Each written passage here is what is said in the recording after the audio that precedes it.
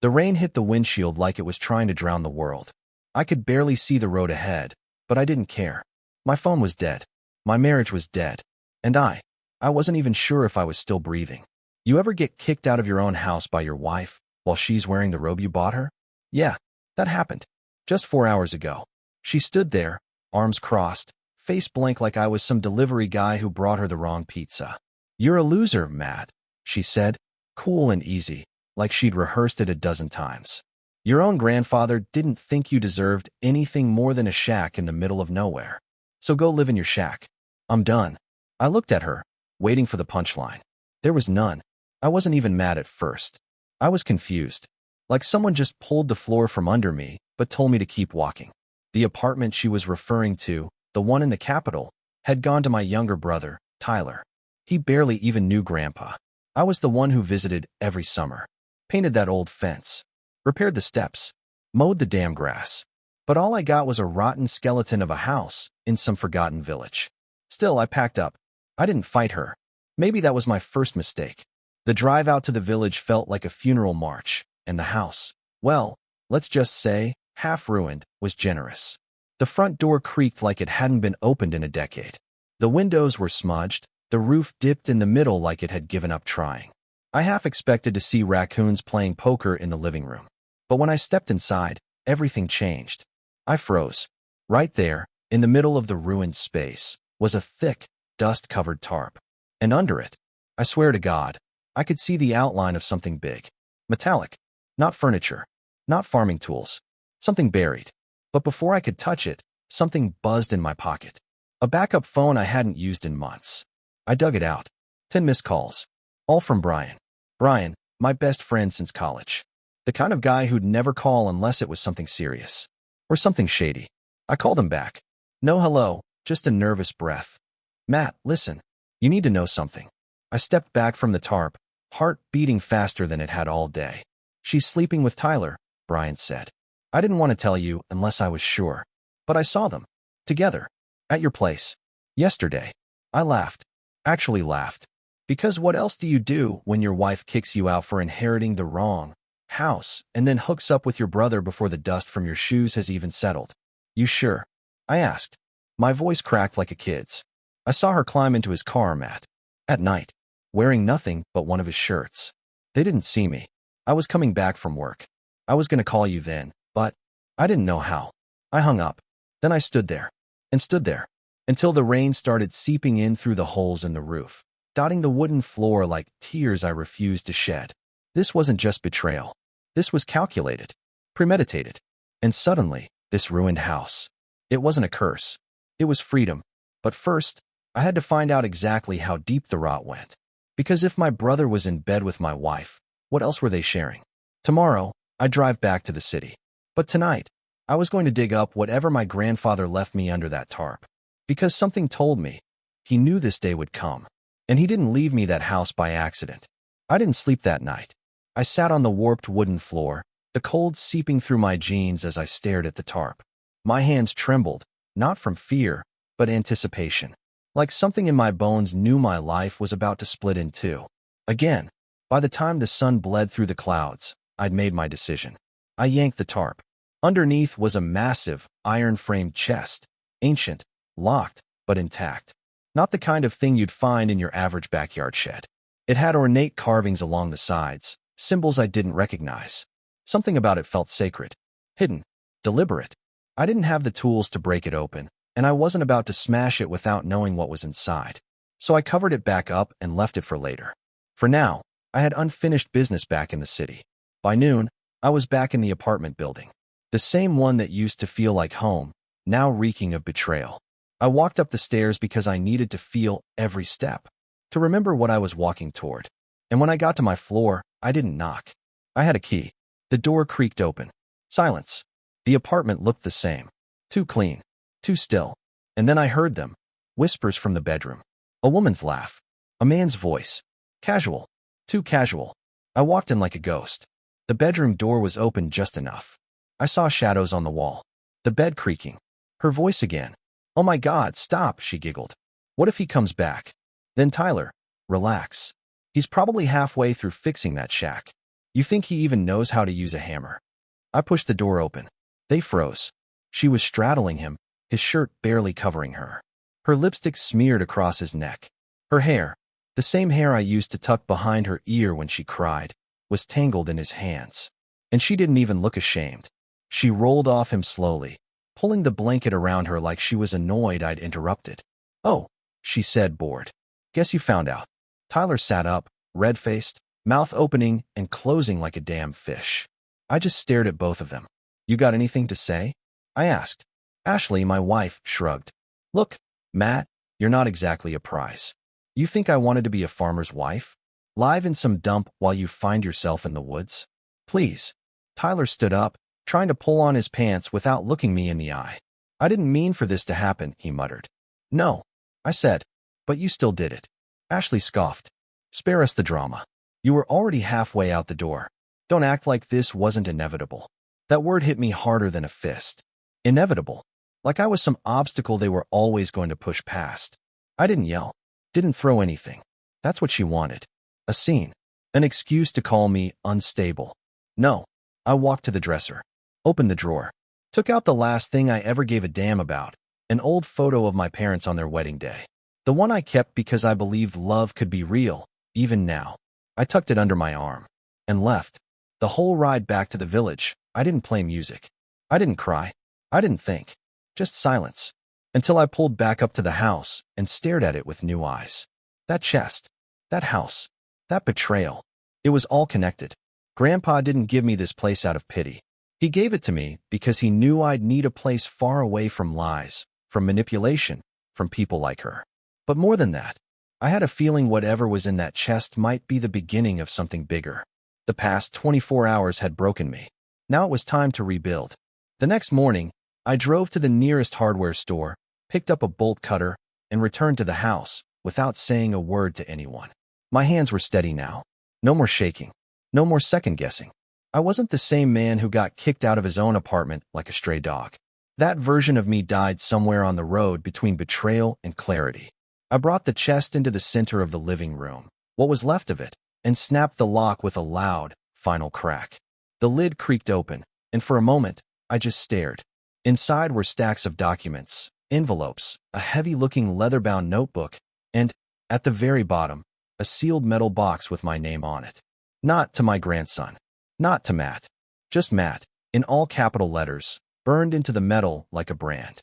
I opened the notebook first. The pages were aged and yellowed, filled with my grandfather's handwriting. He'd written everything, letters, thoughts, even warnings.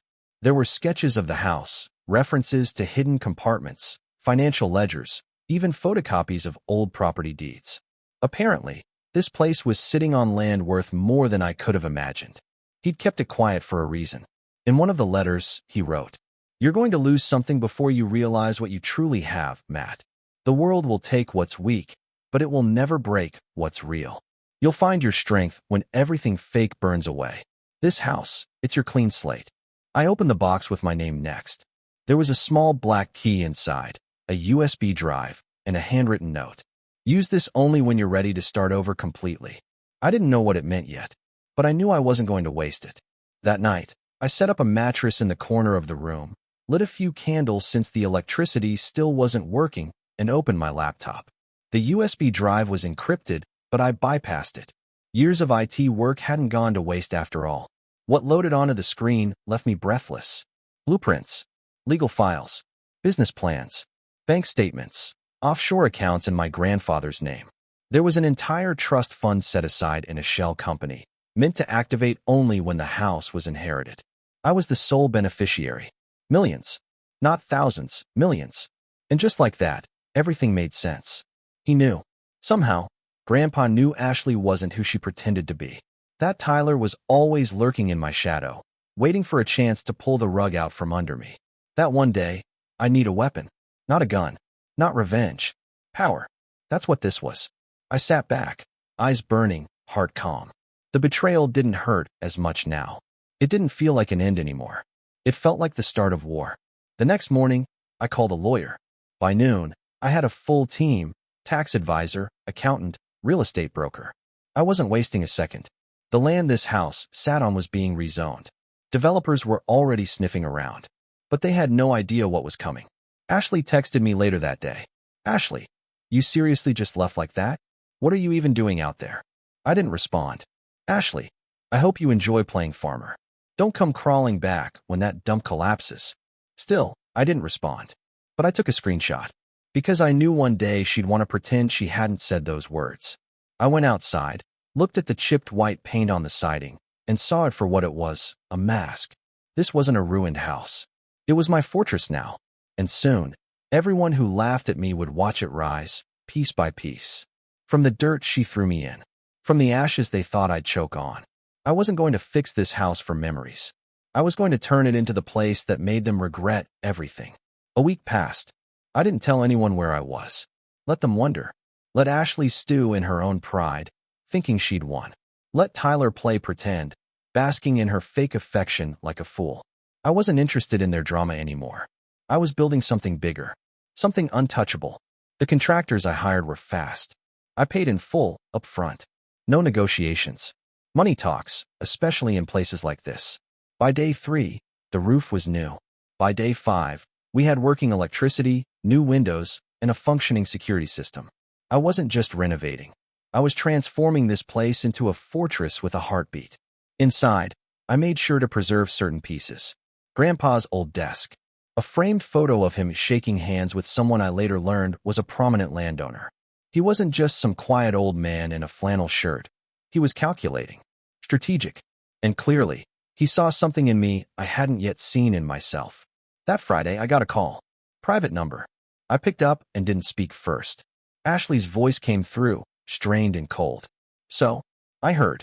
Good for you. I don't know what you're playing at, Matt. This little game of revenge. Fine. You win. You always want to be the better person, right? Go ahead. Be better. She sounded bitter. Like she hadn't expected me to disappear, to move on without throwing a tantrum, without begging. Not a game, I said calmly. Just life moving forward. Without dead weight. There was silence. Then the venom slipped through her voice. You'll never survive without me. I smiled. Already am. I hung up. But that wasn't the part that stuck with me. It was what happened that evening. A car pulled up to the front gate. A sleek black BMW. I recognized it immediately, Tyler's. He didn't get out right away. Just sat there like he wasn't sure if he should knock or drive away. I stood on the porch and waited. Finally, he stepped out. No confidence. No arrogance. Just guilt written all over his face. Matt, he said, can we talk? I didn't move. Talk. Before or after you screwed my wife. His face flinched like I'd punched him. Look, I know I messed up. I didn't mean for it to happen.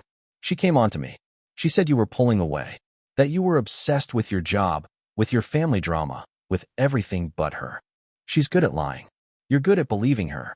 Match made in hell. I didn't come here to fight. I want to fix this. I'll give up the apartment. I'll tell Mom and Dad the truth. I'll do whatever it takes. Why now? I asked. He hesitated. Because she dumped me yesterday, he finally admitted. Said I wasn't ambitious enough. Said I was fun until I wasn't. She went on a date with some guy from her gym the same night. I laughed. Not because it was funny. Because it was perfect. Guess you got what you deserved. I didn't want to be you, man, he said. I just didn't want to be invisible anymore. You could have asked me for help. He looked down. I didn't think you'd give it. I walked down the steps and stood right in front of him. I would have. Before. Not anymore. He nodded. I get it. You don't. But you will. I turned around and walked back inside. He didn't follow. That night, I opened the last sealed envelope from the chest. It was a deed. To a second plot of land. Not far from the first. With a note. Only give this to someone who proves they've changed. I tucked it away. Not for Tyler. For someone else. Someday. Because I wasn't just rebuilding my life. I was becoming a gatekeeper to something bigger. And I had no space left for traitors. 2 more weeks passed. The house, if you could even still call it that, was now something else entirely. A modern farmhouse on the outside, a fortress of solitude on the inside. Hardwood floors. Custom glass panels in the living room that looked out over the wild hills. The basement was reinforced and converted into an office, secured, insulated, private. I didn't just fix up what was broken. I upgraded everything. The transformation made the entire betrayal feel distant, like it happened to someone else. And in a way, it did. I wasn't that man anymore. Still, that didn't mean I wasn't going to finish what Ashley and Tyler started. I wasn't after revenge. Not directly. I didn't want to hurt them. I wanted to erase them. I wanted to make sure that whatever future they imagined for themselves, especially one that had anything to do with me, was gone. And I had all the tools to do it now. I reached out to the family lawyer, Michael, old friend of my grandfather's. He had no love for Ashley. "You finally opened the chest," he said with a chuckle. "Old man said you'd wait until you had no choice." Looks like he was right. He was always 10 steps ahead, I said. Michael helped me set up a foundation in my grandfather's name, using the assets in the offshore accounts. We funneled everything through clean channels. I bought back a block of properties that had once belonged to my grandfather's family, land Tyler didn't even know existed. And then I turned them into something profitable. Meanwhile, I made sure Ashley's name was erased from everything. Her name had been added to some financials back when we were still happy. I reversed it all. Legally. Quietly. Ruthlessly. I didn't tell her. I wanted her to find out like I had, by accident. Cruel? Maybe. But it wasn't even a fraction of what she deserved. Then the message came. Not a text this time. A video. Sent to my email from an anonymous account. But I knew the voice immediately. Ashley. She was crying. Not real tears, the kind she turned on for sympathy. It was filmed in a hotel room, by the looks of it. Cheap. Desperate. "Matt," she said. "I know you probably hate me. I get it. I deserve it. But I can't stop thinking about you. You were the only person who ever actually believed in me. You never hit me. You never screamed at me. You never." She paused, composed herself. "Look, Tyler's a mess. He's drinking. He keeps bringing up how he ruined everything. We fought. He smashed a mirror. I left. I'm staying in some motel right now, and I just want to talk. That's all. Just talk." I stared at the screen, unmoved. Then I hit delete. No response. She tried again 2 days later. Same tone. Same fake regret. I didn't even watch the whole thing. Just saved it. I wanted a collection. Proof of how quickly a person like her folds when the lies stop working. Then the final message came. This time, no apology. No tears. Just venom. "You think you're better than everyone now?" she hissed. "Just because you got lucky with some inheritance? You're still that loser who needed his grandfather to bail him out. Don't act like you built this." And there it was. The truth behind her mask. She never loved me. She loved control. And once she lost that, all that was left was rage. I closed my laptop and walked outside. The air was crisp, the wind sharp. The village, quiet as always, had grown familiar. Even comforting. Down the road, some kids were playing near the pond. One of the local farmers waved at me. I waved back. This place, this life, was mine now. Built not with her, not for her, but after her. Ashley thought she'd broken me. She didn't realize she was just chiseling away everything fake. And what's left? That's something no one gets to own but me. A month after I moved in, the mayor of the village dropped by. Not for politics, he didn't care about that. He was curious. Word had gotten around fast. That the old house had a new owner. That the ghost of Matthew Reed, the loser city boy who got dumped, was now building something none of them had seen in decades. He knocked once. No hesitation, then let himself in when I called from inside. "You've done good here," he said, eyes scanning the walls, the floor, the restored beams overhead. "Better than most." "Appreciate that," I said, offering him coffee. "Didn't plan on any of this, you know."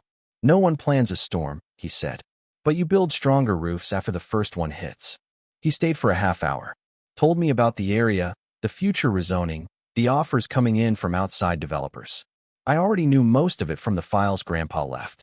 But it was different hearing it from a man who'd been living here his whole life. Then he dropped the real reason he'd come. "Some folks back in the capital, your brother included, are asking questions," he said, watching my reaction. "Let them ask." He leaned forward. "He thinks you're hiding something. He even tried to request land records from the regional office. Got denied." I smiled. "Good. You planning to retaliate?" "No," I said. "I'm planning to grow." He grinned. "Then we'll get along just fine." After he left, I stepped outside and sat on the newly built porch. It was strange how silence had become my favorite sound. No more screaming. No more accusations. No more icy stares or slammed doors. Just air. And thoughts. And the occasional bark of a neighbor's dog. Ashley hadn't contacted me again. Tyler tried once more. Sent me a handwritten letter, of all things, probably trying to appeal to some sense of family. He wrote, I was stupid. I was jealous. I don't know who I am without chasing what you have. I didn't even finish reading. I folded the paper and burned it in the fireplace. Because if he needed to ask who he wasn't ready to become anyone better. One evening, I took a walk behind the house, past the rusted fence and the old tool shed Grandpa used to keep locked. The key he left on the chain, the one inside the box with my name, fit perfectly. Inside were crates of old files, records, ledgers. Yes, but also something more personal. Letters. Letters he'd written to Grandma after she passed. Dozens of them. He'd written her once a week for 3 years after her funeral, telling her how the world was changing, how the kids had grown up, how his body ached more, but he still fixed the roof, still made tea for 2 in the mornings out of habit. And then there was one letter, unsealed, dated a week before he died. Addressed to me. Matthew, you're going to feel like the world turned its back on you. Let it. That's how you learn who's actually standing beside you. Ashley never loved you. I saw it years ago, but I didn't say anything because I wanted you to see it yourself. You wouldn't have believed me back then. This house isn't just wood and dirt. It's mine. And now it's yours. To make something new. Something better. For someone who will love you. One day, the way you deserve. Build it strong. I sat there in the shed for hours. Not crying. Just breathing. Healing. Because for the first time in my life, I didn't feel like the discarded one. I felt chosen. I didn't expect what happened next. One morning, as I was checking the construction site for the new guest house I was building behind the main home, I saw a black SUV crawling up the dirt road. It wasn't local, too polished, too out of place. I watched from the porch as it parked, and when the door opened, my chest tightened for the first time in weeks. Ashley stepped out. Black blazer. Designer sunglasses. Hair tied back like she was walking into a courtroom or a battlefield. Same arrogant posture I used to misread as confidence. She scanned the house, the grounds, the workers in the distance. Then her eyes met mine. She smirked, like nothing had happened. Wow, she said, walking toward the porch. You really cleaned it up. I didn't say anything. I guess I underestimated you. She pulled off her sunglasses, folded them carefully, and tucked them into her bag like we were about to have a civilized chat. Mind if I come in? Yes, I said flatly. I do mind. She tilted her head. You're really still that angry? I laughed, short and sharp. No, I'm not angry. I'm just not stupid anymore. She tried to push past me. I didn't move. I heard about the land deals, she said, brushing imaginary dust off her sleeve. The foundation. The offshore accounts. You played it smart. No, I just stopped playing dumb. Look, she said, switching gears like always. I didn't come here to fight. I came to talk. Tyler's in rehab. I cut him off. He wasn't good for me. You two deserve each other. Maybe, she said, eyes softening. But I miss you. I smiled. No, Ashley. You miss access. That hit her. For a moment, the cracks showed. The perfectly applied mask slipped just a bit. I made mistakes, she said. But we had good moments. You can't pretend they didn't mean something. I'm not pretending, I said. They just don't mean what they used to. I see them clearly now. They were shadows of something I wanted to be real, not what actually was. She stepped closer. So that's it. You're just going to throw away everything we had. You did that, I said. You threw it away the minute you climbed into his car. Silence. Then she pulled out a document. Folded. Thick paper. Legal seal. I want my name back on the Capitol apartment, she said. We signed a prenup, but my lawyer says. I didn't let her finish. I reached into my back pocket and pulled out my own document. A signed court order. Everything had already been transferred. Legally, cleanly, finally. Her name didn't exist anywhere near my assets anymore. I'm not your safety net, I said. And this land, this house, this life, it's not yours to touch. Her mouth opened, closed, opened again, but nothing came out. For once, she had no script. I'm giving you one piece of advice, I said quietly. Turn around, leave, and never come back here again. She took a step back, like I'd physically pushed her. She looked around one last time, soaking it in, the house she laughed at, the man she discarded. Then she got in the SUV and left. No goodbye, no theatrics, just silence. I watched the dust rise behind her tires, then fade away into the trees. Later that evening, I walked through the halls of the house. The golden hour light hit the walls just right, casting everything in amber warmth. I passed the old chest in the living room, the fireplace, the shelves with Grandpa's books. And for the first time since that day she called me a loser, I exhaled. Not out of relief, but because I knew I was free. Weeks went by. The land bloomed with purpose. The guest house was completed. Locals started stopping by more often, some out of curiosity, others to ask about work or collaboration. I'd begun hosting small meetings in the main house with young people from the village who had ideas, plans, grit, but no guidance or backing. I gave them both, not because I wanted to be anyone's savior, but because I knew what it felt like to be dismissed, overlooked, undervalued, and I'd built something from the ashes of that pain, not to prove anyone wrong anymore, but to prove to myself I was never wrong to believe I could be more. One afternoon, I found myself sitting under the giant oak behind the house, the one Grandpa always called the spine of the land. I'd never understood it before, but now I saw it. That tree had survived storms, rot, lightning strikes. Its bark was gnarled and battered, but it was strong, unmoving, kind of like me now. My phone buzzed once. A message from an unknown number. I heard you made something incredible out there. I just wanted to say, I'm sorry for how I treated you. You didn't deserve it. You were always the better man. No name, but I knew it was Tyler. I didn't reply, because there was nothing left to say. I stood, walked back to the porch, and poured myself a cup of coffee. The same mug Grandpa used to drink from, his initials carved into the handle. I looked out across the land, the way the sunlight folded over the fields, the rooftops catching gold, the wind pushing through the tall grass like it remembered something sacred. And then I smiled, because I finally understood. This wasn't about revenge. It wasn't about proving Ashley wrong, or Tyler, or anyone who thought I'd crumble. It was about finding the version of myself that didn't need validation to feel whole. The version that could take a broken house, a broken heart, and a shattered name, and build a kingdom from it. If I could go back and say one thing to the man I was when I stepped into this house for the first time, lost and humiliated, it would be this. Let them laugh. Let them leave. Let them betray you. It's the clearing of the path, the pruning of the dead branches.